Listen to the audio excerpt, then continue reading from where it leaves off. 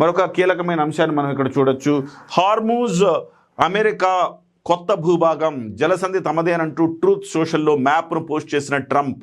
ఇరాన్తో చర్చలు జరగటం లేదని వెల్లడి. యుద్ధంలో విజయం సాధించింది మేమే, చర్చల కోసం అమెరికా అడుక్కుంటోంది. హర్ముజ్పై ట్రంప్ భ్రమలను తొలగిస్తాం, దిగ్బంధం ఆంక్షలు ఎత్తివేసేదాకా జలసంధిని తెరిచే ప్రసక్తి లేదని ఇరాన్ అంటుంది. ఇంతకీ ఎవరు విజయం సాధించినట్టు? ఇరాన్ విజయం సాధించినట్ట, అమెరికా విజయం సాధించినట్ట? అమెరికా ఎన్ని ప్రగల్భాలకు పోయింది, చివరికి ఇరాన్ని కట్టడి చేయగలిగిందా?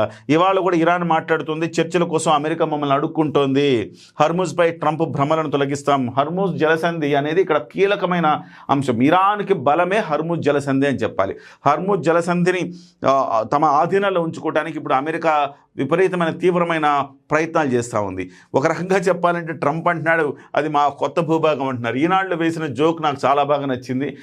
అదొక్కసారి చూద్దాం. ఈనాడులో ఒక అద్భుతమైన జోక్ వేశారు దీనికి సంబంధించి. ఈనాడులో ఒక అద్భుతమైన జోక్ వేశారు. హర్మూజ్ అమెరికాలో భాగం అంటూ ఫోటో షేర్ చేసిన ట్రంప్.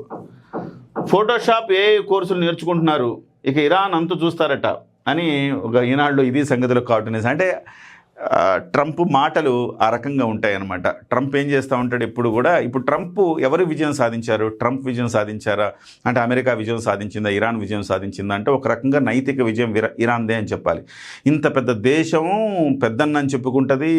సో మేము ఎవరినైనా వేసేస్తామని చెప్తుంది. మరి అలాంటి అమెరికా ఇవాళ ఇరాన్ను తలవంచలేకపోయింది, ఇరాన్ని తలదించలేకపోయింది కదా. ఇరాన్కి సంబంధించి ఇరాన్ని తమ ఆధీనంలోకి తెచ్చుకోలేకపోయింది కదా. ఇవాళకి కూడా అమెరికా చర్చల కోసం అడుక్కుంటోందని చెప్పి ఇరాన్ అన్నదంటే ఏంటి? ఇంత డ్యామేజ్ కూడా ఇరాన్ నిలబడిందంటే ఏంటి? ఇరాన్దే నైతిక విజయం అని చెప్పాలి ఇక్కడ. సో హర్ముజ్ జలసంధి అంటే చాలా కీలకం ప్రపంచంలో.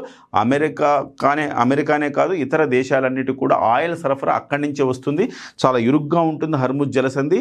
ఆ ఇరుకైన హర్ముజ్ జలసంధిలోంచి రావాలి అంటే అది ఇరాన్ యొక్క దయాదాక్షిణ్యాల మీద ఆధారపడి ఉంటుంది. దాన్ని ఏదైతే షిప్ తమ అనుమతి లేకుండా హర్ముజ్ జలసంధిలో నుంచి బయటకు వస్తుంటుందో ఆ షిప్ను పేల్చేసే అవకాశం ఇరాన్కు ఉన్నది. ఎందుకు ఉంది ఇరాన్కి? దాన్ని ఎందుకు అమెరికా అడ్డుకోలేకపోతుందంటే ఈ హర్ముజ్ జలసంధి దగ్గర ఈ చుట్టుపక్కల ఉండే భూభాగంలో పర్వతాలు ఉన్నాయన్నమాట. ఆ పర్వత శ్రేణుల్లో నుంచి ఇరాన్ దాడులు చేస్తూ ఉంటుంది. కాబట్టి ఇరాన్ని కట్టడి చేయడం చాలా కష్టంగా ఉంది. ఎక్కడ పర్వత శ్రేణి మామూలు మైదాన భూభాగం అయితే ఖచ్చితంగా అమెరికా లాంటి సంస్థలు, అమెరికా లాంటి దేశాలు దాన్ని ఎదుర్కొనేవే. కానీ ఇదేంటి, పర్వత శ్రేణుల్లో ఉంటారు, ఎక్కడ ఉంటారో తెలియదు, ఎలా ఉంటారో తెలియదు, ఎక్కడి నుంచి దాడి చేస్తారో తెలియదు. అటువంటప్పుడు దేశాలన్నీ భయపడిపోయి చమురుని తెచ్చుకోలేకపోతున్నాయి. ఎక్కడి నుంచి చమురు తెచ్చుకోకపోతే ఈవెన్ అమెరికానే కాదు ఇండియా మీద కూడా భారం పడుతుంది. సో అన్ని దేశాల మీద భారం పడుతుంది. అందుకే అన్ని దేశాలు కూడా ఈ యుద్ధాన్ని కోరుకోవట్లా. ఎక్కడికక్కడ ఎంత వేగంగా ముగిస్తే అంత వేగంగా మంచిది అని చెప్పేసి ఆలోచిస్తున్నాయి. అమెరికా మాత్రం ఇప్పటికీ ప్రగల్భాలు పలుకుతూనే ఉంది. ట్రంప్ ఇప్పటికీ చాలా నష్టం, 1,00,000 కోట్ల రూపాయలు నష్టాన్ని ఇప్పటివరకు ట్రంప్ చవిచూశారు, అమెరికా చవిచూసింది. అయినప్పటికీ ట్రంప్ ఇంకా బీరాలు పోతానే ఉన్నారు. సో రోజుకొక ప్రకటన చేస్తారు. ఏంటంటే చిన్నపిల్లాడని కనీసం బాధ్యత లేని వ్యక్తిగా కనపడతాడా ట్రంప్ ఎప్పుడు కూడా. కొంచెం కూడా కన్స్ట్రక్టివ్గా ఉండవు అతని నిర్ణయాలు.